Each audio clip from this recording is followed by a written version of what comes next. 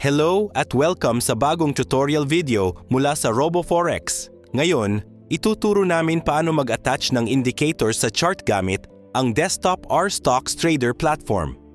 Step 1. Buksan ang website at siguraduhin connected ka sa trading account mo. Then i-click ang magnifying glass icon at piliin ang preferred trading instrument. Pwede rin mag-type ng pangalan ng instrument sa search field. Step 2. Sa taas ng chart, hanapin ang upper menu at i-click ang indicators icon para makita ang listahan ng lahat ng available indicators. Step 3. I-click ang indicator na gusto mong i-attach sa chart.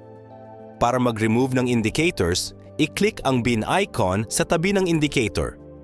O kaya, right-click sa chart, punta sa Objects, tapos i-click ang cross icon sa harap ng indicator. Salamat sa pagpili sa RoboForex.